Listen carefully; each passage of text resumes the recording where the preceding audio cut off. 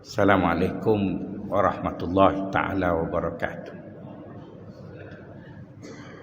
Innal hamdalillah nahmaduhu wa nastahdihi wa nastaghfiruh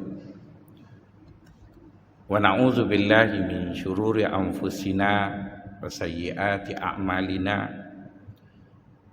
Man yahdihillahu fala mudhillalah wa man yudlil fala hadiyalah. Nashhadu an la ilaha illallah wa nashhadu anna Muhammadan abduhu wa rasuluh. Allahumma ja'alna minal ladzina yastami'una al-qawla fayattabi'una ahsana. Wa ba'd. Tuan-tuan, puan-puan, sahabat-sahabat yang dikasihi sekalian, dalam hidup kita ini, tuan-tuan, kadang-kadang kita menerima perkara-perkara yang tak betul itu disebabkan oleh ramai orang yang melakukannya. Dan akhirnya perkara yang tak betul itu dikira sebagai suatu kebijakan. Saya ada jiran sebelah rumah saya tu, orang Kelantan. Dia orang Kelantan ni suka pakai kereta Honda. Dia pakai Honda. Jadi pagi-pagi dia akan hidupkan enjin kereta dia tu setengah jam baru dia bergerak.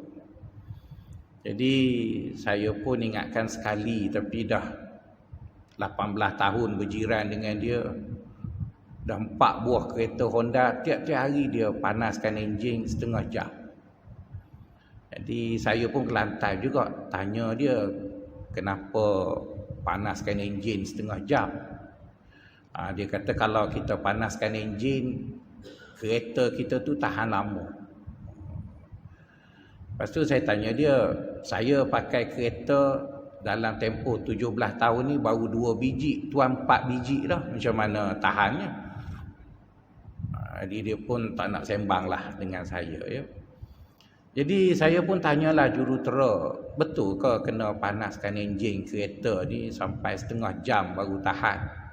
Dia pun kata kalau agama ada khurafat, engineer pun ada khurafat juga, dia kata. Dan itu adalah khurafatnya, tuan-tuan. Jadi bermaksud, tuan-tuan, dia sanggup bazirkan minyak setengah jam, dan kalau Sungai Buloh tu setengah jam dah boleh sampai Taman Tun, tuan-tuan. Dan itulah yang dia buat setiap hari. Jadi berapa banyak duit dia buang di atas satu perkara khurafat. Lepas tu saya jumpa dia juga di tempat kerja dia satu hari. Bila dia parking kereta, dia pun angkat wiper dia. Jadi saya tanya, kenapa pula angkat wiper? Oh, dia kata supaya tidak keras. Nanti saya kata, habis tayar kenapa tak angkat? Jadi banyaklah benda, tuan-tuan, benda mengarut dalam hidup ni. Kerana kita dengar masa muda-muda dulu tahu macam mana, kita pun beriman dengan dia. Dan apabila dijelaskan oleh pakar sekalipun, kita tak percaya. Kita percaya kepada khurafat tadi. Jadi tak apalah dia punya khurafat pasal kereta tak masuk neraka. Yang kita risaunya khurafat dalam masjid ni, tuan-tuan. Kita duk rasa kita masuk syurga, takut-takut kita pergi ke lain, tuan-tuan. Jadi tuan-tuan, kita semua tahu bahawa kita ada musuh yang nyata, dan agama pun minta kita bermusuh dengan dia, iaitu syaitan. Inna syaitana lakum aduun fattakhizuhu aduwa. Sesungguhnya syaitan itu adalah musuh kamu, dan kamu harus bermusuh dengannya. Jadi tuan-tuan, apabila kita setiap masa bermusuh dengan syaitan, kadang-kadang oleh kerana peperangan itu terlalu panjang, maka kita rasa penat. Kita rasa penat. Macam agaknya Putin penat nak lawan Zelensky. Tak menang-menang lagi, setahun lebih dah. Tak tahulah itu strategi perangnya ke dan sebagainya, tapi dulu berminat sangat sampai Sejam saya habiskan masa satu hari ikut perkembangan Rusia dan Ukraine. Sebab Rusia berani lawan Amerika. Jadi lama dah kita geram dekat Amerika. Asalkan ada orang berani lawan Amerika, kita sokonglah. Tak kisah dia betul ke dia salah. Yang penting dia lawan musuh kita. Tapi bila dah masuk setahun, kita pun penat dah nak ikut perkembangan. Bila nak menang? Jadi samalah juga dengan kita lawan setan. Kita berperang dengan setan. Kadang-kadang kita mesti mencari satu tempat untuk kita rasa dekat situ tak ada setan. Jadi Allah pun buatlah satu tempat yang bila kita masuk tempat itu, setan tak ada. Iaitu masjid. Dan kita pun rasa Alhamdulillah. Sebab bila kita nak mari masjid, Tok Bilal akan azan. Dan bila azan itu berkumandang, maka setan akan lari bertempiaran. Jadi kita pun masuk masjid. Jadi kita rasa Alhamdulillah, lega lah sikit. Sebab kita dah masuk tempat yang tak ada setan. Begitu juga Allah beri satu keistimewaan lagi bila datangnya Ramadan. Maka dalam hadis-hadis sahih menyatakan bila datangnya Ramadan, maka setan itu kena rantai. Maka legalah sikit. Maka sebab itu kadang-kadang anak-anak kecil dah tak takut keluar malam. Sebab dia kata tak ada hantu. Setan kena tangkap ya. Jadi tuan-tuan, Allah Subhanahu Wa Taala itu yang mencipta kita. Dia tahu bahawa peperangan ini panjang dan kita perlu berehat. Maka dibuatlah satu tempat selamat. Kalau ikut cerita CIA, KGB, dia kata safe house, betul kan? Rumah selamat.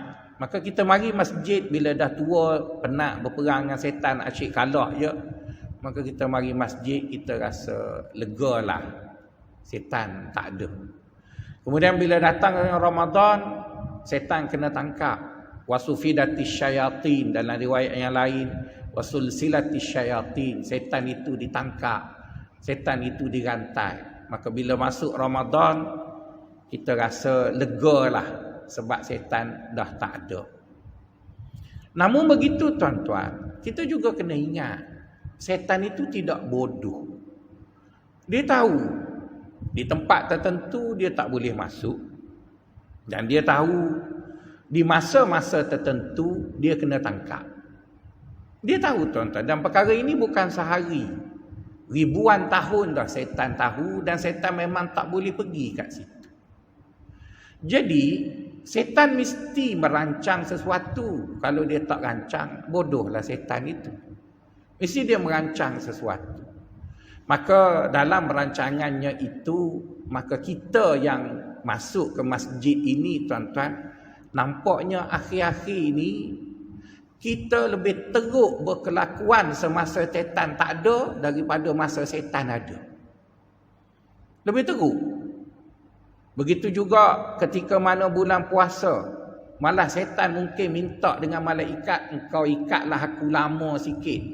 Sebab orang buat dosa lebih banyak bulan puasa daripada buat dosa sebelum puasa.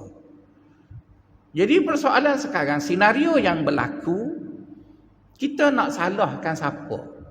Kalau masa setan bertugas, boleh kita kambing hitamkan dia. Ni salah dia lah ni. Betul kan?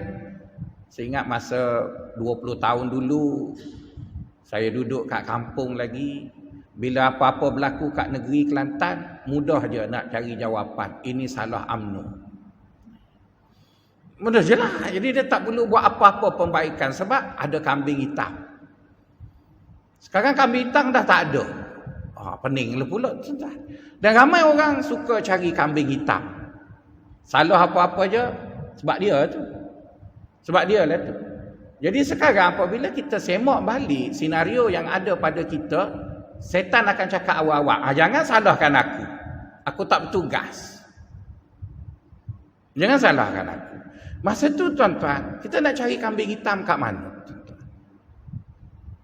Kat kambing hitam betul kan tuan-tuan faham ya? Bukan kambing yang hitam tu. Kambing hitam tu orang lain yang akan kita persalahkan.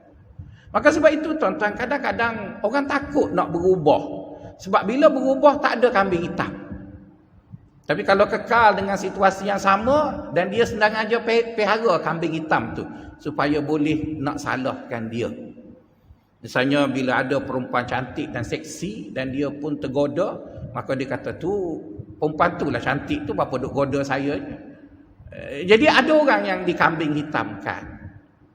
Misalnya bila mari bulan Ramadan, kita tahu bahawa membazir itu dibenci oleh agama. Tapi Datuk Bandar Kuala Lumpur kata, di BKL terpaksa mengurus 3 kali ganda sampah makanan di bulan Ramadan, lebih daripada bulan tidak Ramadan. Sedangkan kita semua tahu bahawa membazir itu berdosa, membazir itu dibenci, membazir itu akan menyebabkan harga barang naik, macam-macam benda yang buruk. Tapi nampaknya kegilaan membazir di bulan Ramadan tak pernah terhenti dan akan terus menggila. Maka kita tanya, kenapa masa setan ada, kita tak adalah seteruk itu membazir. Tapi bila setan tak ada, kita jadi gila pada setan lagi. Jadi masa tu agak-agak kita nak salahkan siapa? Di mana kambing hitam yang harus kita cari untuk disalahkan? Itu pasal Ramadan. Pasal masjid pula, bulan 11, bulan 12 hari itu pada tahun lepas adalah mesyuarat agung pemilihan jawatankuasa masjid di Selangor. Jadi saya pun dah mengajar juga dekat Selangor tu. Ada satu masjid tu dia mesyuarat agung, susun atur kedudukan mesyuarat agung pun agak pelik. Dia letak AJK kat belakang, ustaz-ustaz yang mengajar di masjid duduk depan AJK.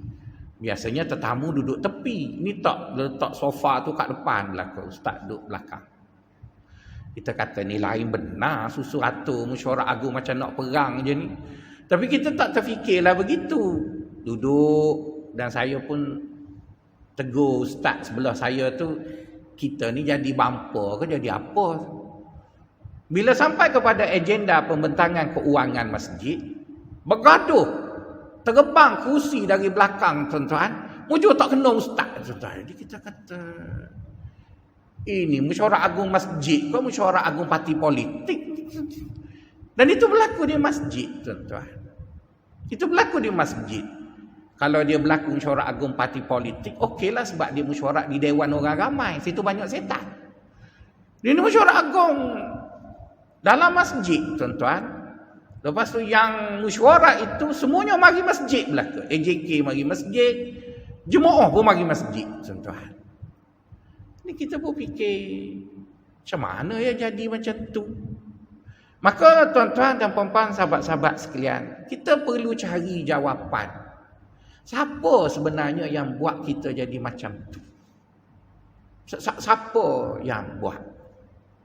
Jadi bila kita cari, siapa yang menyebabkan kita jadi macam tu, sebenarnya ada satu lagi komponen yang selalu berpakat dengan setan. Maka sebab itu setan tak heran kalau dia tak boleh pergi tempat itu, dia akan paskan button tu dekat budak itu. Maka budak tu bila dia berperanan lebih ganas dari setan lagi tuan-tuan.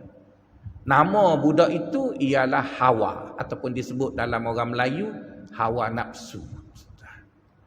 Hawa nafsu itu ada dalam diri kita. Tuan-tuan bacalah 1 juta kali ayat kursi pun duduk situ. Dia kalis ayat Quran. Dia macam hantu raya. Tuan-tuan baca surah Al-Baqarah, hantu-hantu kecil lari. Hantu raya tak lari tuan-tuan.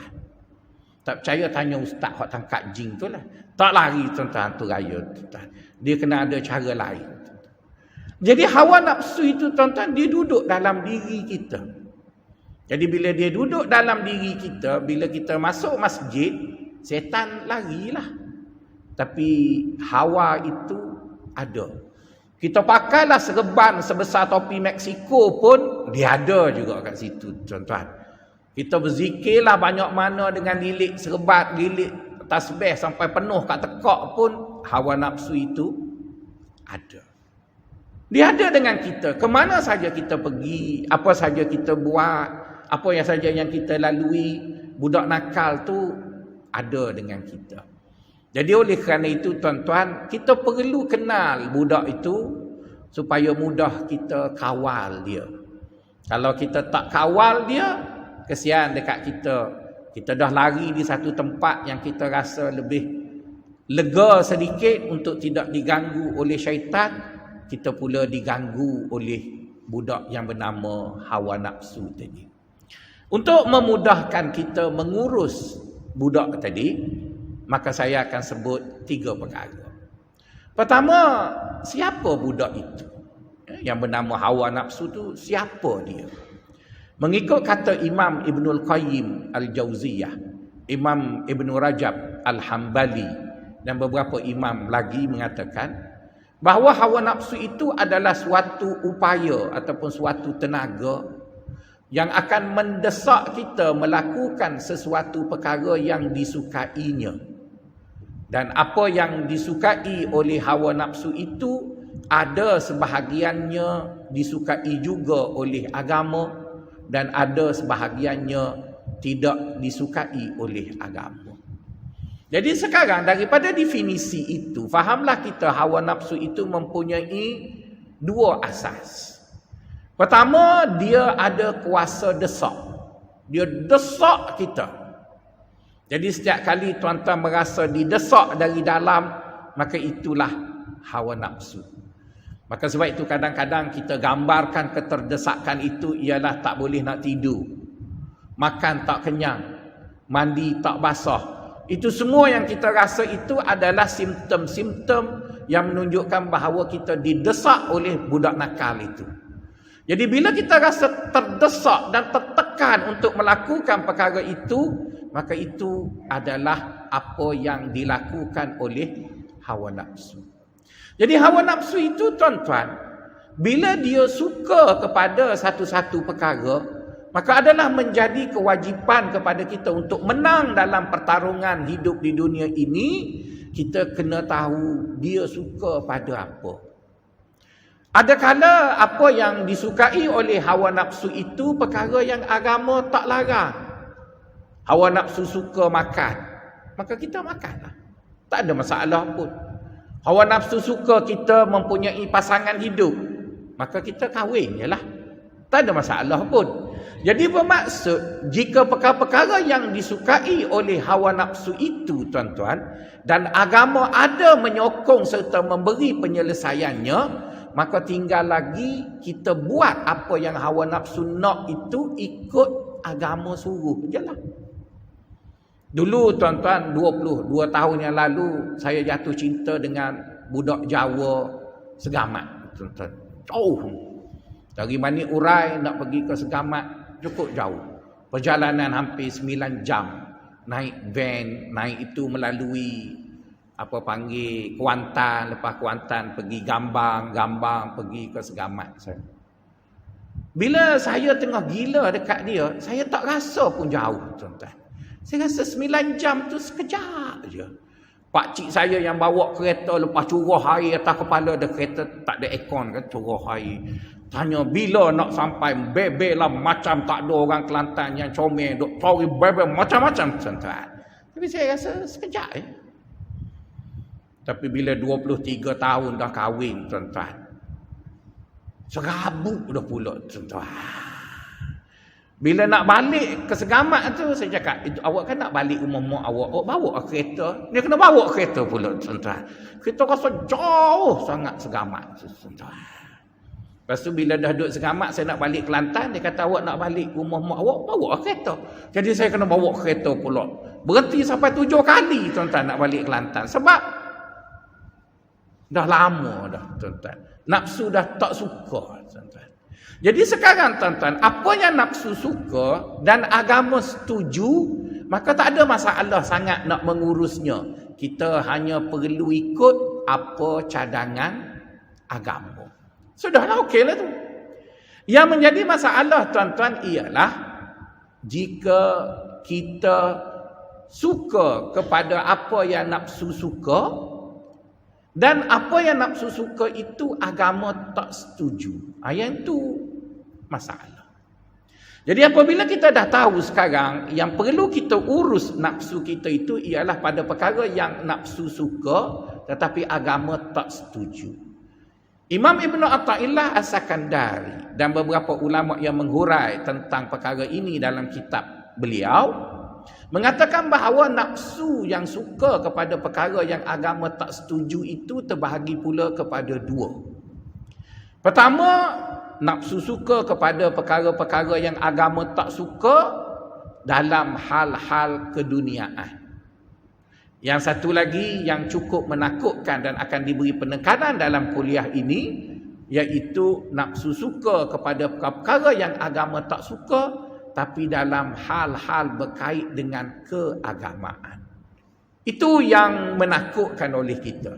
Sebab bila kita dah mari masjid, kita berharap sangat dengan kita melazimi masjid ini, kita akan masuk syurga. Kerana kita percaya dengan satu hadis Nabi menyebut iza ra'aita ahadakum yata'ahadul masajid falyashhadhu bil iman. Bila kamu tengok orang tu kerap mari masjid, maka bersaksilah bahawa dia adalah orang yang beriman. Ya betul, kita semua orang yang beriman. Namun tidak semudah itu untuk kita masuk syurga. Kita perlu mengurus budak nakal yang ada dalam diri kita itu yang bernama hawa nafsu tadi. Jadi yang kita takutnya ialah bukan pada perkara-perkara yang nafsu suka dan agama setuju. Kerana kita dah ikut lama dah ajaran agama dalam hal itu. Yang paling menakutkan kita ialah nafsu suka kepada perkara-perkara yang agama tidak setuju. Jadi kita dah tahu tadi bahawa apa yang nafsu suka tapi agama tidak setuju itu ada dua. Pertama ialah berkait dengan hal-hal keduniaan, yang kedua berkait dengan agama. Okey, kita pergi kepada perkara yang berkait dengan hal-hal dunia dulu. Kata ulama sufi, ada hanya satu indikator sahaja yang digunakan untuk mengetahui adakah kita ikut nafsu ke tidak dalam hal dunia. Apa indikator tersebut? Iaitu sedap. Apa saja yang kita buat dalam urusan dunia, jika kita mengutamakan sedap, maka itu adalah tanda kita dah ikut hawa nafsu. Misalnya tadi tuan-tuan, bila kita dah kahwin dengan isteri kita dah 20-30 tahun, saya baru 22 tahun kahwin. Tuan-tuan lagi lama, 40 tahun. Saya nak tanya tuan-tuan, sembang dengan isteri paling lama berapa minit?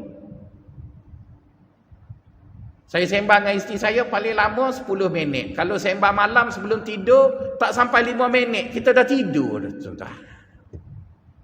Tak sedap sembang dengan bini. Tapi sembang dengan bini orang, sedap. Oh sedap tuan-tuan, sembang dengan bini orang. Lagi sedap jika janda anak dua. Lagi sedap tuan-tuan. Jadi bermaksud dalam hidup dunia ni tuan-tuan, tuan-tuan hanya perlu tanya perbuatan itu sedap ke tidak. Kalau sedap itu terlalu banyak, maka itu tanda kita dah kena tipu dekat hawa nafsu. Misalnya kita bekerja cari duit, itu agama tak marah pun tuan-tuan. Carilah rezeki sebanyak mana sehingga kamu kaya. Tapi dia tak sedap sangat sebab penat. Tapi ambil rasuah sedap tuan-tuan. Tak percaya tanya Datuk Akbar, betul kan? Oh sedap ambil rasuah ni. Saya tak kata dia ambil ya sebab dia duk marah kau orang ambil rasuah tu. Ambil rasuah ni sedap tuan-tuan. Kalau tak sedap orang tak buat tuan-tuan. Salah guna kuasa sedap tuan-tuan. Sedap sangat. Bila anak saya dah ada degree, dah besar dah, isteri saya selalu tanya, bang, abang kan ada kabel banyak-banyak, tak boleh ke anak itu saya tak jadi menteri lagi tuan-tuan, jadi ustaz hok kena mantan menteri je baru tuan-tuan. Sudah tak ada kabel-kabel ke abang? Allah, sedap tuan-tuan. Dia sedap bila kita tua, kita nak anak kita duduk posisi tu. Sedap tuan-tuan. Anak kita duduk situ, bini kita, semua kita nak. Dan dia tu sedap tuan-tuan. Dia tersedap. Jadi kalau tuan-tuan nak tahu, tuan-tuan ikut hawa nafsu ke tidak, tuan-tuan tanya, tempat itu sedapnya lebih ke ataupun tak sedapnya lebih? Kalau sedapnya lebih, itu ya dah tu, dah kena dengan hawa nafsu. Jadi itu saja, mudah saja. Bila kita bercakap benda yang baik-baik, dia tak sedap, 5 minit habislah tuan-tuan. Tapi mengarut, melalut, mengumpat, sedap tuan-tuan. Bila buat benda yang halal, misalnya minum air putih ni tuan-tuan. Air putih ni minum banyak mana pun tak mati tuan-tuan. Tapi ada orang minum 10 botol. Orang tak minum tuan-tuan sebab dia tak sedap. Tapi sebab bagi dia minum arak. Ada orang minum sampai pecah perut tuan-tuan. Sebab dia sedap lah tuan-tuan. Sebab dia sedap. Jadi jika kita nak tahu kita ikut hawa nafsu ke tidak, kita tengok sedap. Mari kita bawa contoh dalam masjid. Dan minta maaf ya, sebab kalau saya ceramah tentang orang luar masjid, rugi je sebab orang tu tak mari. Baik kita ceramah tentang dalam masjid, kerana pagi-pagi ni orang tak suka dengan kita tidur lagi. Jadi kita cerita pasal kita.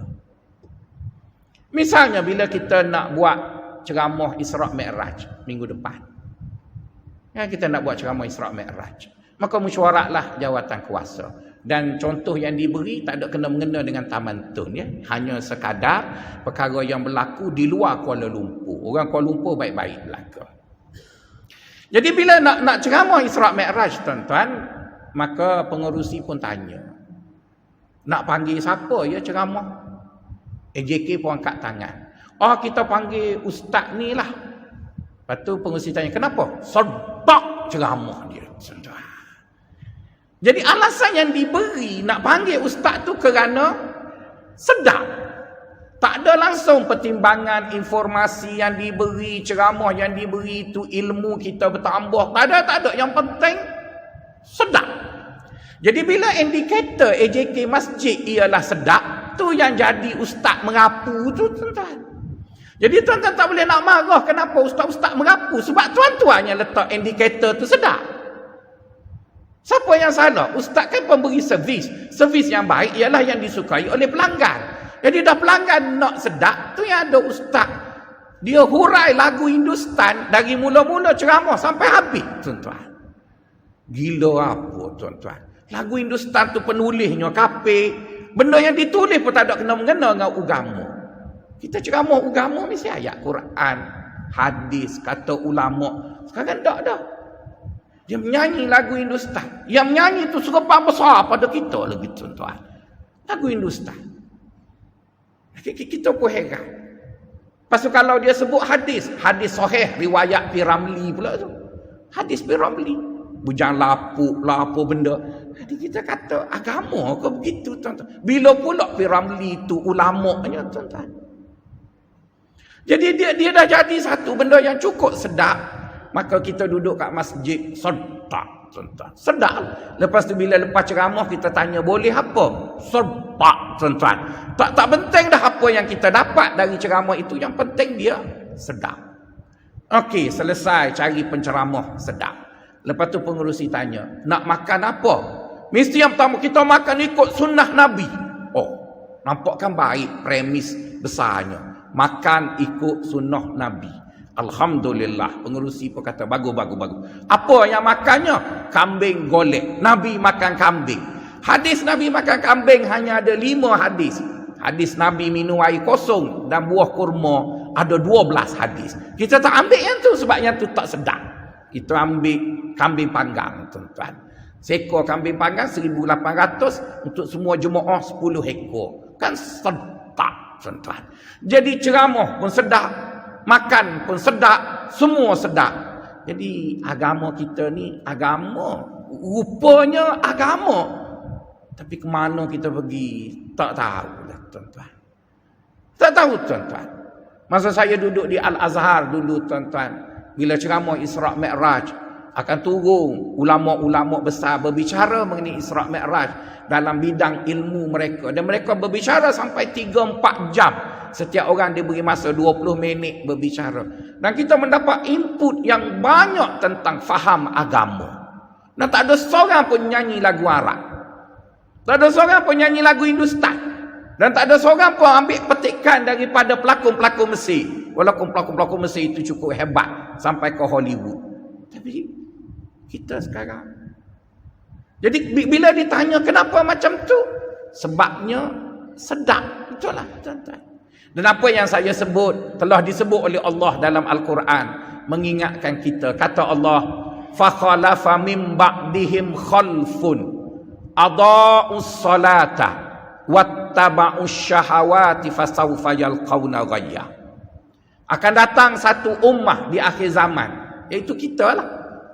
Mereka itu kelihatan seperti solat, tapi mereka sebenarnya tidak solat kerana mereka mencari kesedapan pada segala perkara yang mereka buat atas nama agama. Maka sesungguhnya mereka itu adalah orang-orang yang sesat. Maka oleh kerana itu tuan-tuan, marilah kita kembali kepada asas agama yang sebenar. Apabila kita nak buat apa-apa di atas nama agama, sedap itu tidak salah, tapi jangan jadi nombor satu. Jangan jadi nombor satu sahaja. Boleh kita makan, tapi carilah makanan yang padan dengan bajet masjid, padan dengan cara kita berhemah, dengan kegawatan ekonomi, tapi adalah sikit sedap. Itu okey. Tapi kalau sedap adalah utama, berapa kos perlu kita belanja, kita jangan fikir asalkan dia sedap, itu ada masalah, tuan-tuan. Begitu juga apabila kita nak dengar ustaz tu berceramah, cubalah pilih ustaz itu memberi informasi yang baru tentang kita, membawa kita kepada kesedaran dan sebagainya, tapi ujung-ujung tu adalah sikit sedap. Itu boleh diterima kerana kita tidak mempertuhankan sedap. Tapi kalau kita semua benda nak sedap, tuan-tuan, maka itu tanda, kata para ulama, ianya kita sedang mengikut hawa nafsu. Jadi kalau kita tak mahu diperbodohkan oleh hawa nafsu, kurangkan sedikit nisbah sedap. Musim-musim barang mahal ni, tuan-tuan, maka kita semak baliklah menu buka puasa. Janganlah fikir untuk sedap, kita fikir untuk beribadat kepada Allah, makan pada ala kadar. Tapi kadang-kadang ada orang menggunakan duit masjid untuk melepaskan lempias sedapnya tadi, tuan-tuan. Suatu perkara yang memalukan. Ada satu masjid di Selangor, tuan-tuan. Dia cadangkan supaya makanan selepas kuliah subuh itu makanan yang sedap. Dan saya pergi ke masjid itu sebulan sekali. Memang sedaplah. Paling-paling kurang stew daging dengan roti Perancis. Itu standard biasa. Kalau kat sini Masjid Taman tu nasi lemak aja. Sana stew, tuan-tuan. Yalah daging, bubur. Sedap sungguhlah, tuan-tuan. Jadi yang herannya, tuan-tuan, kita duduk tu, kita tengok Tupperware banyak letak kat tepi, tuan-tuan. Jadi dia buat banyak guna duit masjid untuk kira makan pagi dan makan tengah hari sekali, tuan-tuan. Dia rembat duit masjid dengan makan sedap. Jadi kita rasa ada tak kena lah, tuan-tuan, dengan hidup beragama seperti itu. Jadi kita mesti hidup beragama itu ikut seperti mana yang agama cadang pada kita. Bila kita mari masjid, yang kita nak rasa sedap ialah kita duduk dengan Allah, kita berzikir, kita tafakur. Yang tu boleh menggunakan nisbah sedap sebanyak mana sekalipun. Tapi hal-hal yang selain daripada itu, kita berkadar sahaja, kira-kira pada kadar yang munasabah, maka kita adalah dikira tidak ikut hawa nafsu. Itu perkara yang berkait dengan hal-hal keduniaan. Dan rasanya tak adalah risau sangat. Kalau kita belanja besar untuk makan sedap pun, dia taklah masuk neraka. Cuma dilihat melampau sahaja.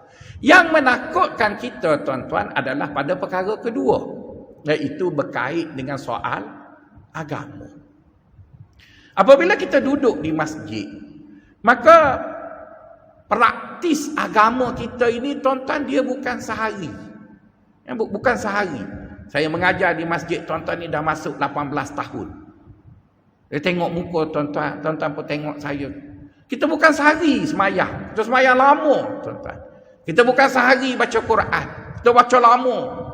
Jadi bila kita buat perkara agama tu satu tempoh yang panjang, tuan-tuan, maka di sana dikhawatiri Di peringkat awal kita buat benda itu ada baiknya.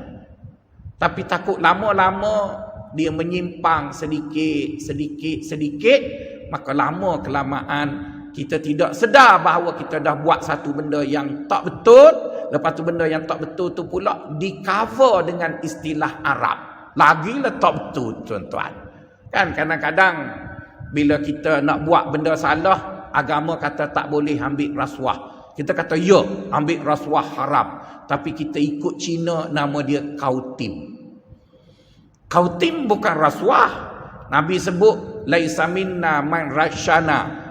Bukanlah di kalangan umat ini sesiapa yang merasuah kami. Jadi betul lah, kita jangan buat rasuah. Kita kautim. Kautim tu lain sikit sebab dia gaya Cina. Ataupun kita tukar supaya dia jadi agama, kita sebut dia sedekah sunat. Jadi agama juga, tuan-tuan. Kita buat satu benda yang tak betul, boleh pahala pula, tuan-tuan. Dan Piramli yang ajar kitanya, tuan-tuan, dia kata kalau nak kahwin 3 mesti pandai pembohong dan mesti pandai temberang. Dengan hadis sahih Piramli tu, tuan-tuan, habis kita menipu bini kita belaka bila nak kahwin. Siapa marah kahwin, tuan-tuan? Tak ada marah pun. Yang marahnya menipu tu.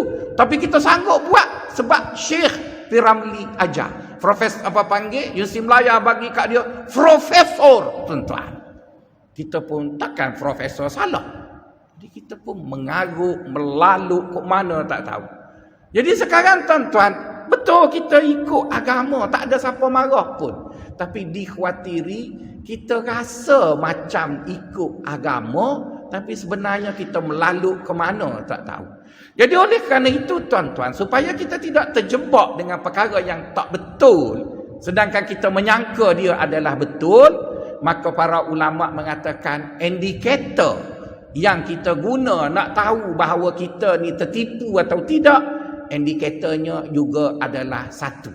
Kalau tadi dalam soal dunia indikatornya adalah sedap, maka kita kurangkan sedikit nisbah sedap dalam hal-hal kehidupan. Maka dalam soal agama indikatornya satu, iaitu keliru.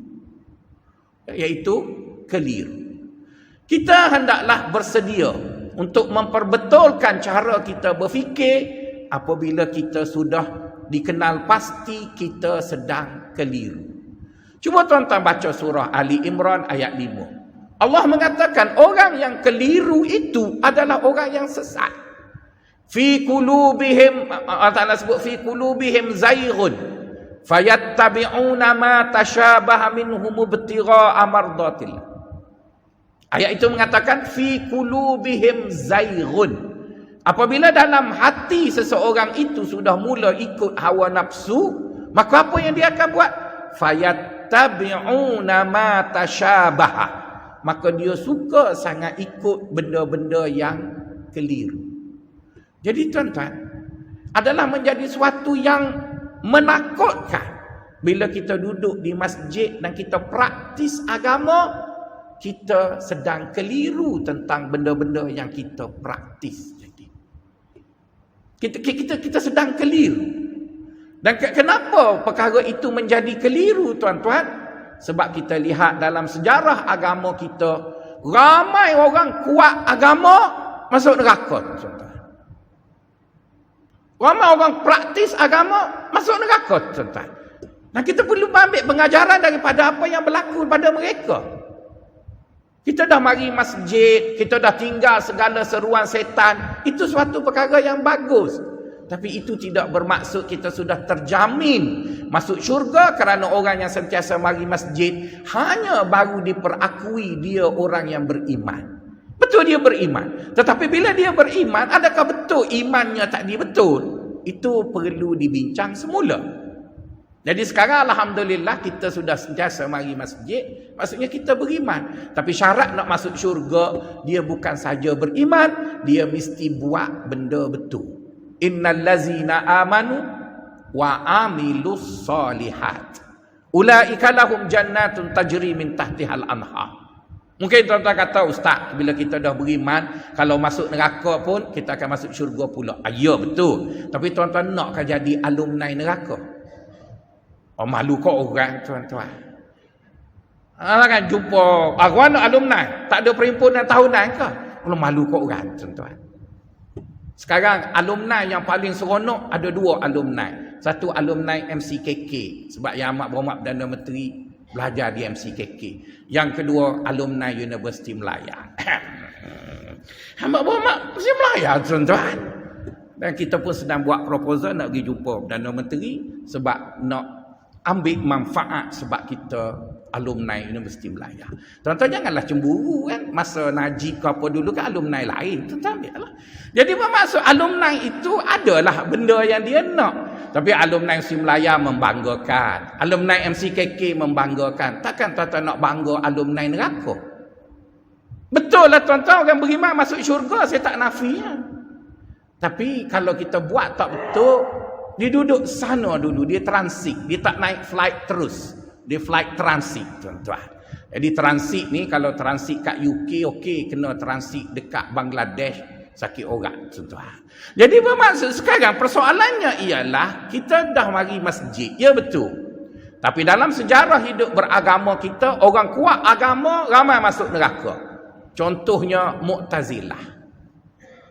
Kuat beragama, tuan-tuan, Wasil Ibnu Atta, seorang pengasas kepada Mu'tazilah, dia akan sembahyang 2 rakaat setiap kali dia menulis isu dalam kitabnya.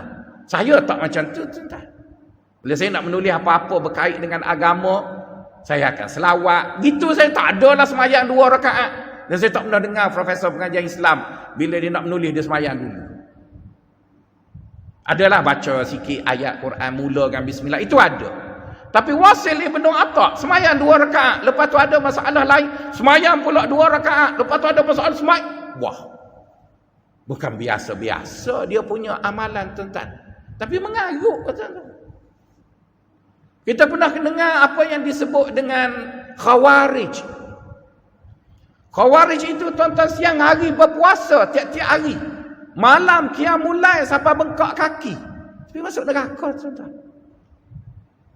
Khawarij. Kita pernah dengar tentang Syiah. Kita pernah dengar Ayah Pen. Kita pernah dengar Haji Kahar. Itu semua orang baik-baik belaka, tuan-tuan. Tuan-tuan rasa pengikut Haji Kahar tu jahat ke? Baik, tuan-tuan. Ada seorang makcik itu bila dia support tok guru dia kena tangkap dan didakwa di mahkamah syariah Kelang, seorang pemberita pergi tanya dia, kenapa Pak makcik ikut Haji Kahar? Dia kata makcik ni nak masuk syurga lama dah, tapi belum ada ustaz yang boleh confirm dia masuk syurga ke tidak. Pergi tanya Datuk Mufti tak confirm. Sehinggalah makcik jumpa Haji Kahar confirm makcik masuk syurga. Dia baik, tuan-tuan. Dia tak jahat pun, dia nak masuk syurga aja. Jadi dia kata, saya dengar Nabi pernah confirm Aisyah, confirm Khadijah, confirm Abu Bakar, confirm Uthman. Istilah makcik nak juga macam tu. Tapi nak minta confirmation Nabi dah wafat. Haji Kahar je lah Nabi Melayu yang ada dan menyenaraikan makcik dari 10 yang dikonfirm olehnya masuk syurga. Lepas tu dia tanya pemberita tu, awak confirm ke tak? Sengih pemberita tu, tak boleh nak jawab. Ada sebabnya juga dia buat macam tu.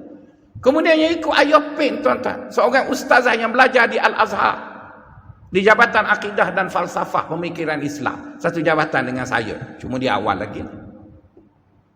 Dan ada sebab dia ikut Haji Kahar, Haji Ayah Pen, tuan-tuan.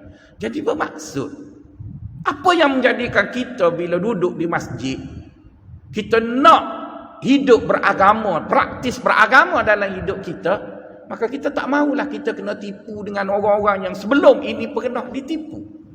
Dan mereka semua itu bukan orang jahat, tuan-tuan. Tapi mereka sudah keliru dengan konsep-konsep agama.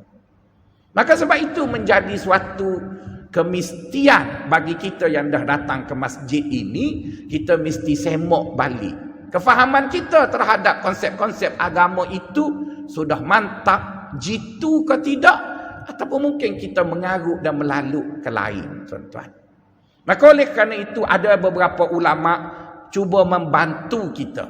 Dan kalau tuan-tuan boleh baca dalam buku berbahasa Arab, ada seorang ulama yang cuba mengulas dengan lebih panjang lebar mengenai perkara tersebut, nama Syekh Haban Abdul Hasan Syekh Abdul Rahman bin Hasan Al-Habannakah, seorang ulama daripada Syria, berhijrah pergi ke Saudi Arabia dan telah meninggal pada awal kurun ke-21.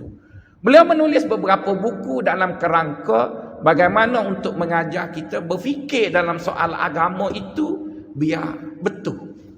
Jadi apabila apa yang kita fikir tadi betul, maka alhamdulillah kita sudah beriman dan kita faham agama pun betul, maka kita akan buat benda yang betul, maka insya-Allah kita pulang ke akhirat nanti Allah Taala akan suka dengan kita. Kalau mungkin tuan-tuan kata saya malah lah nak fikir tuan-tuan. Saya pun heran juga tuan-tuan ni. Tuan-tuan ni latar belakangnya pegawai kanan kerajaan. Lazimnya pegawai kanan ni cerdik lah. Takkan tak cerdik jadi pegawai kanan. Dan tuan-tuan bila dah jadi pegawai kanan mesti suka berfikir. Lazimnya begitu. Tapi pernah dulu saya ajar tuan-tuan berfikir itu dan ini ada jemaah pegang tangan saya. Dia kata, Ustaz, tak seduk payah-payah lah. Malah dah nak mikir. Jadi saya pun pening. Kalau orang taman tun pun malah nak mikir. Orang patah dalam lagi lah tak fikir tuan-tuan. Sungguh tuan-tuan, kita mesti fikir sebab benda ini sekali ni je yang berlaku dalam hidup. Ramai yang kata, Ustaz, ajar hak kitab lama-lama je. Kita mari sini kira nak collect pahala. Sambil dengar, sambil terlelap. Lepas tu sudahlah. Terkejut kita tuan-tuan. Dan perkara itu berlaku zaman Allah Yarham Ustaz Hai ada tuan-tuan. Jadi kalau orang taman tun yang melambangkan kepada pegawai kanan kerajaan punya attitude malah berfikir. Tak perlu ajar dah lah tuan-tuan pergi masjid lain. Lagilah malah tuan-tuan. Jadi bermaksud tuan-tuan perkara itu saya sebut dekat tuan-tuan kerana kita perlu benda itu. Kita perlu tahu. Dan mungkin tuan-tuan kata takkan kalau saya tiru orang dulu dah betul maka sekarang. Ya betul tuan-tuan. Saya tahu bahawa kita kena ikut ulama. Tapi perlu kita ikat bahawa zaman yang kita ikut ulama yang buat dalam 300-400 tahun dulu, zamannya tu dah tidak sama dengan kita. Itu yang masalahnya. Kalau zaman itu masih sama, tak apalah kita ikut dia. Okeylah, tak ada masalah lah. Sekarang bila zaman sudah berubah, maka kita perlu membuat modifikasi selari dengan zaman itu tuan-tuan. Selari dengan zaman. Saya ingat tuan-tuan bila mari mengajar masjid ni dulu rasa ikhlas sangat tuan-tuan. Sebab tuan-tuan bagi sikit. Tapi bila saya pergi satu masjid dekat Kelang, ganti ustaz selebriti, satu kuliah subuh 1,000. Balik tu terus beli kerang tuan-tuan 300. Oh, sebab dia boleh 1,000 tuan-tuan. Beli kerang. Bini kata jumpa malaikat Jibril kah?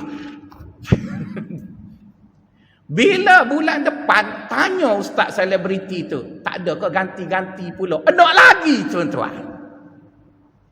Dulu tak ada benda tu tuan-tuan. Tak terfikir pun. Tapi siapa yang salah? Tuan-tuan kot yang salah. Masjid bila beri 1,000 tuan-tuan, tak ada ikhlas tuan-tuan. Memang tunggu. Itu awal tahun lepas. Awal tahun ni ada pula. Ustaz tu dia pergi ke lain, minta saya ganti pula. Happy pergi. Pukul 4 bangun tuan-tuan. Dah 1,000. Dulu, ulama dulu tak macam tu. Bila dia pergi mengajar, orang bagi beras. Kalau dia tak ada rumah, orang buat rumah. Setakat tu je. Sekarang pening tuan-tuan. Jadi bermaksud perkara itu perlu disemak balik. Jadi bila kita sebut semak balik itu, bukan bermaksud kita tak nak ikut yang dulu. Yang dulu melalui tantangan yang berbeza, sekarang dapat tantangan yang lain tuan-tuan. Jadi oleh kerana itu tuan-tuan, kita perlu faham tentang perkara tersebut daripada awal proses tersebut sampai akhir. Itu perkara pertama. Perkara kedua tuan-tuan, dulu benar atau salah, dia simple. Sekarang kompleks sangat tuan-tuan. Dia kompleks sangat. Sebab dia sudah bercampur, aduk, masuk. Dulu saya pernah sebut dekat tuan-tuan.